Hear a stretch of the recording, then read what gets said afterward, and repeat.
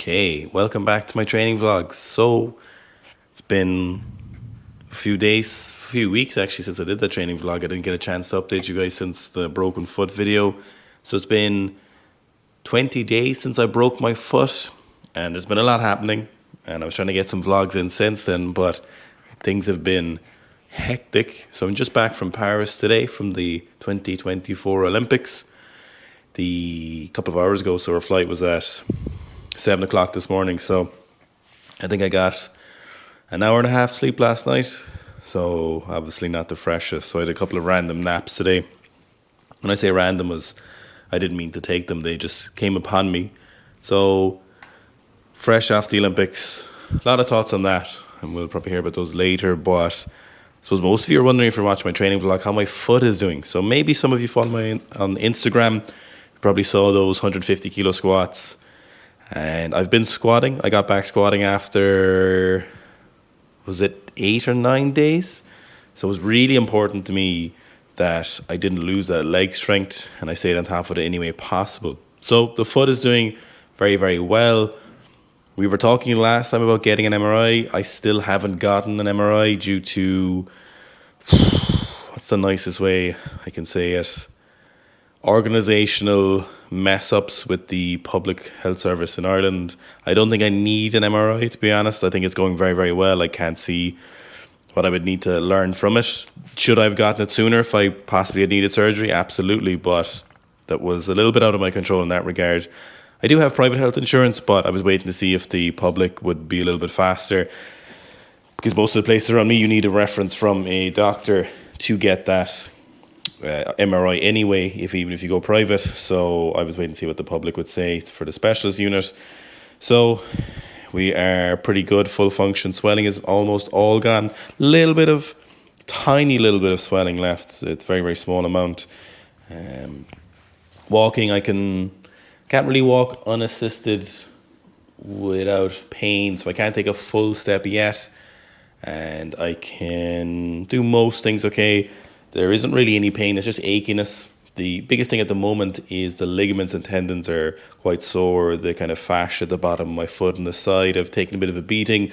My Achilles is pretty tight.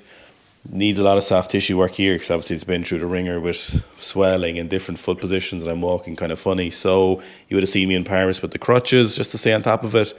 I mean, 20 days for 2 broken bones is pretty good, and to be squatting after like 10 days is very, very good. So it is healing very, very quickly, but obviously I want to encourage it to go as fast as possible, but make sure I'm not doing any damage. So from the visual check from the outside, it appears all the tendons are in check and they seem to be moving correctly, and I have full function.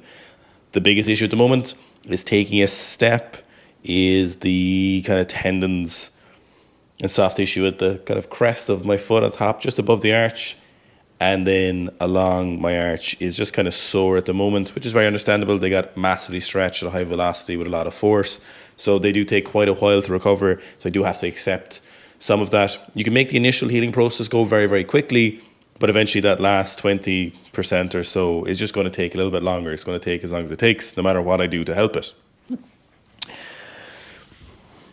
So since we last talked, I've been squatting a couple of sessions with 150 kilos barefoot and just going nice and slow. And I haven't been pushing this knee super far over my toe. It was just prudence, and I could do it, but it didn't feel amazing. So I was trying to keep any movement on the squat pain-free, which they all were. Now, it's still quite a bit of dorsiflexion, but it wasn't maximum dorsiflexion for me. And we'll see how this session goes. We're going to do a little bit of squatting tonight as well. So we've been trying to get back squatting as quickly as possible, because the work I put in to get to a position to be able to squat 270 pretty much any week I wanted to, as you saw from 300, was a lot of work, and I was not losing that. So every week that I went without squatting with any kind of weight in my back was going to really kind of deteriorate that. The longer that went, the worse it would be, and the harder it would be to climb back if I wanted to go further beyond 300. So I was super conscious that I need to get a barbell on my back as soon as possible to maintain it. Obviously balancing that with the fact that I didn't want to hurt it, But also I have training goals that I want to adhere to, and a little bit of pain isn't something that's going to cause much of an issue. So getting back to any kind of squatting, the difference between missing 2 weeks as opposed to 6 weeks is huge. Now, would I get back there in the end? For sure. But I do not want to have to go over that hump again, because it was in such a good place. The plan was going perfectly. I really did not want to fuck it up. So we kind of pushed that a little bit within the realms of safety, of course, and not make it go worse. In terms of the MRI, I'll probably still try get one just for prudence sake, but I don't think I need surgery. I can't see why I would at this stage. There's full function. So again, on that realm, that kind of side of things, the healthcare, I'm all about self-care. No one's going to come save you. You've got to look after yourself. You've got to do the best you can. You know, there's great practitioners out there who can give you opinions and things to implement yourself, but if you want to do the best by yourself and have the best opportunities and take care of yourself the best, you've got to do the work yourself, and you've got to look at those actions and see what do you think is best for you, because it's your body and it's your life, and ultimately no one is going to come save you. So you have to take matters into your own hands sometimes. And that's not to say I have anything against medical professionals. Of course, I went immediately to them when I had, 2 days later, when my wife made me go get an x-ray. But I'm just saying, as a global thing, you've got to be an advocate for yourself, and you've got to get on it for yourself. You can't wait around for people. It's nothing personal. You're just another number, but you are you are one of the most important people to yourself. So take care of yourself and do the things you need to do for yourself. So I'm pretty happy with the progress. Would I like if I had broken the foot? Absolutely. But I have been really enjoying it. I've been super motivated by how well it was healing. There was something really motivating about that you can kind of push things and fix that. And if you can do that thing, what can't you do, you know? So it was really interesting in that regard to look at it from that context. In terms of training, basically just doing steady state cardio every day. And last week I added in some kind of CrossFit WODs, circuit training, whatever you want to call it. I call it WODs for myself, just to basically break up the stationary bike. It's so boring, because if I'm doing 40, 45, 50, 60 minutes every day in the stationary bike, even if I'm doing squatting and benching, it's just kind of boring, because it's fairly, it's boring sitting on a stationary bike for that long.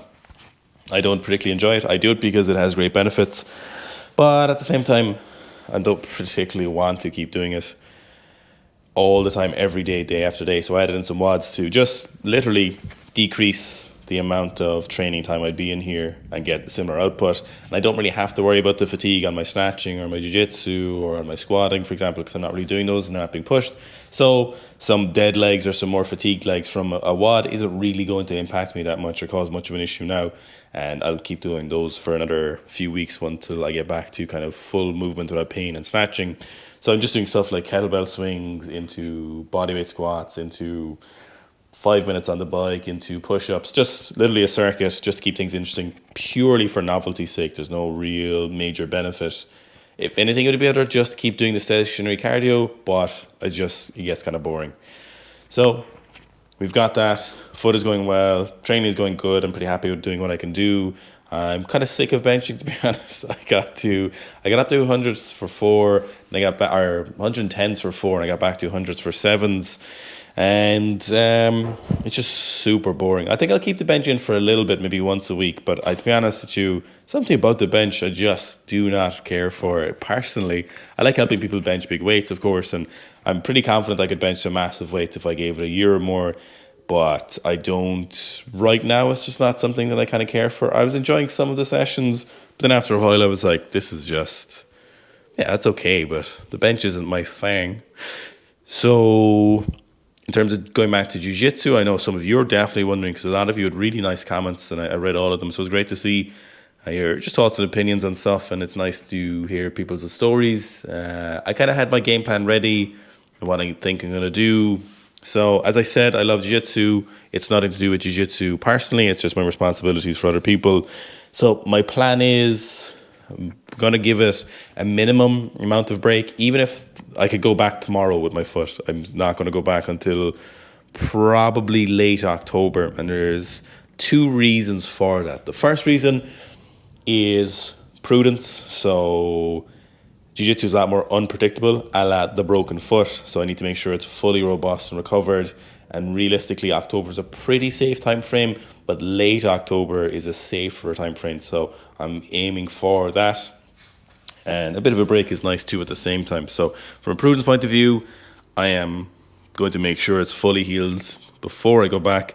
The other side of the thing then as well is if I take, half of July off, all of August, all of September, most of October off, and I still want to go back to jiu-jitsu, it's probably a good sign, psychologically, that I enjoy it. So it's also somewhat a test of the motives, you might say, where in conjunction with being safe, it's just a way of proving to myself that if I really do like doing it, and I know I do, but it's no harm because I should do it anyway. It's a good alternative, or it's a good addition to taking that break, is just to see, if I'm raring to go still in October, then I will probably still want to go back by then. So we'll take that break between now and then.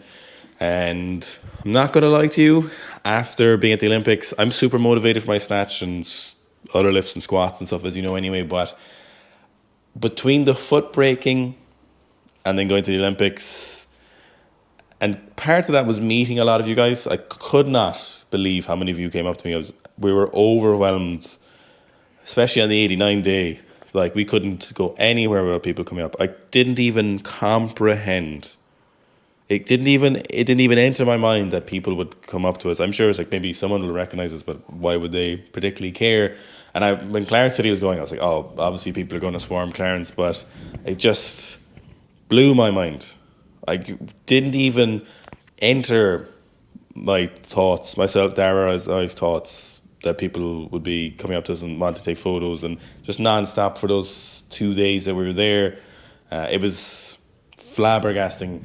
And in conjunction with the broken foot and then was watching the Olympics, the cup is full, I suppose you could say. I was super motivated anyway. I'm motivated because I love training and I love both the process and the outcome. And so between having it kind of forcefully taken away with the foot, but then healing the foot quickly, so kind of having motivation from that, then seeing how many people are watching, even though it's very intrinsic for me training, it's still very interesting to see how many people are paying attention, seeing how much people love lifting, seeing how much I love lifting, then watching the Olympics in person. It's all just really adding to the combination of things that provide motivation. So I'm very, very as motivated as ever. It's maximized, but it's as maximized as it can get right now. So that's very, very interesting in that regard. And I won't say it's moved some goals up, but it kind of has moved some of my goals up in regards to what I want to do specifically with my strength training goals. It's kind of taken. I know this is getting very long, so I hope you're still listening. We haven't got into training yet. I don't even know how long this has taken. How long are we? Okay, we're 15 minutes. Look, I'll keep going because it's been a few weeks since we talked about it. But there's lots of goals that I have for strength numbers. I'm including weightlifting numbers in that. And I'm very confident I can hit them. And while rushing is a bad idea, it's kind of brought some of those a little bit further forward. And I don't have this issue of hitting them and then feeling like I'm lost. Like, if I hit certain numbers, I don't have this issue of being like, when a professional athlete has to retire from being a professional athlete and they're like, what do I do now? I don't really have that issue, and I can't see it happening. I won't tell you what they are, but there's 3 back squat numbers, 3 PBs that I think I want to hit. I actually think I could hit more than them should I do what I want to, or should I do what needs to be done, but I don't want to do that in regards to, I don't care after those numbers. I think there's 3 specific PBs left for me in the squat that I want to hit. I'm pretty sure that they are the ones left for me, I think. Now, I also think I could do more than those, but I don't think I'd care to. I don't think I'd be motivated to do them. And I don't want you to take that in a way where, it's kind of tragic. No, it's very, very nice. It's it's a really complete journey, and I haven't done them yet, obviously. But the foot and all those events, they've been kind of moving from a big mist in my mind to a solid kind of thought process. And there's kind of 3 left that I think on the back squat at least. Maybe I'll go for some front squat stuff another time. But in terms of most of my strength goals in regards to squatting, there's 3 left. And I'm not going to tell you, I don't really like saying them. I like to keep them in here a little bit and just do them and show the work. But there's 3 left that would be rounding off the squat for me, possibly for life, but in a good way. Not in a like, it's over, in a way where it's like, this is a complete body of work. This is my magnum opus. This is my Mona Lisa, whatever you want to call it. Salvador Mundi. It's my complete work of the back squat, if you will. And I would be incredibly happy to finish that. And I know that both personally, because I try to be very introspective, but given when I look at 300, when I look at 300 now, when I look at that video, I'm still almost as happy as when I did the squat PB. Maybe even happier in a different kind of fashion. So when I look at that 300, I'm like, yeah, that is, I'm even thinking about it now, it makes me happy, which is very interesting for PBs. And maybe it's because I'm a bit more mature as an athlete and as a person, and I can appreciate them more, which you can be happy with some progress, but still be motivated and driven. So, while those no PBs are guaranteed, there is 3 left. 3 specific things that would be the ones for me, I think, in terms of them. And I think I do want to hit them.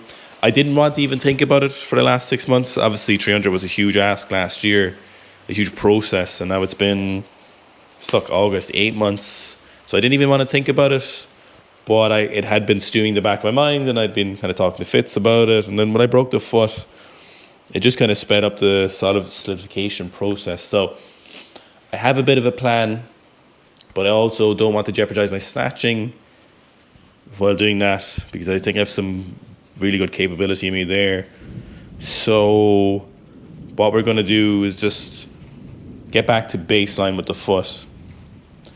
And then I have the plan, but I need to see what happens, basically. I need to see how both of them are going, both the snatch and the squat, basically, is what needs to happen.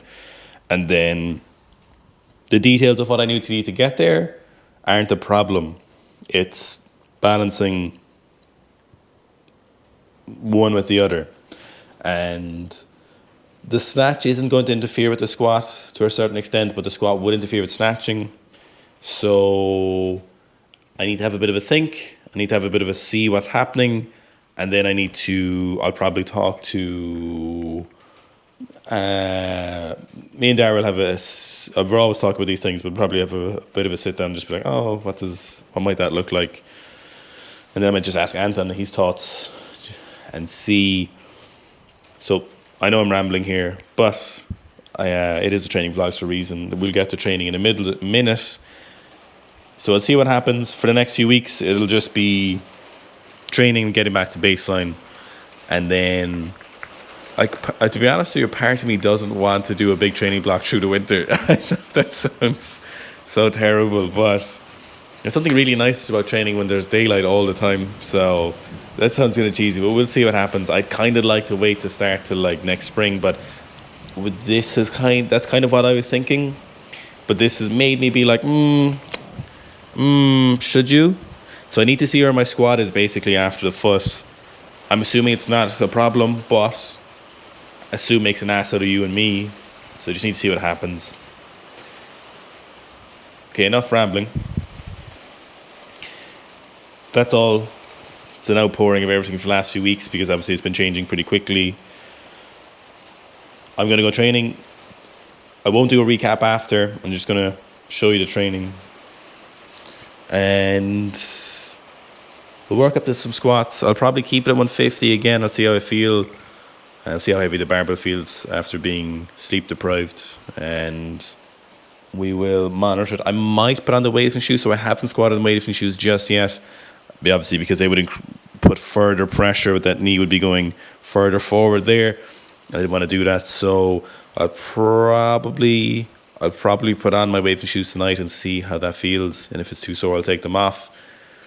And then I'll just do a bit of a WOD and get my heart rate moving, get a bit of blood flow. And it's 8:20 now, so I'd like to be out within 40 minutes, maybe even less. And hope you're enjoying the vlogs. Definitely been really, a lot of things have happened the last few weeks for sure. Some other stuff has happened, which I might talk in the future. Nothing bad, it's just been an addition of other things. You'll know it if I ever do a talk about it, but other stuff, not to sound cryptic, but it literally doesn't even matter to you guys. It's completely irrelevant. But yeah, there's been a lot going on, obviously. Foot and the Olympics and a lot of all good stuff. But it's been very interesting. And it's even more interesting meeting a lot of people who are obviously putting faces to names and stuff, which is really interesting. So we're going to do some squats. I'll see how it feels, play it by ear, no pressure, just any amount of weight is perfectly acceptable right now. And then I won't do any snatching yet. I probably won't even do any this week. I might add in some overhead squats later in the week, but I'll keep it prudent. I definitely couldn't snatch yet. That's still kind of sore. So like even tapping my foot like that. So I think another 7 days before I can attempt even anything like that, which is fine. The squat is the driver of all of those. That's a really important one for both the squat and the snatch goals. Okay, I'm going to stop waffling now. It's been long enough. You've been listening for maybe 20 minutes. So we'll do a bit of training. You'll see what I work up to. And then, leave a comment and see how everything is.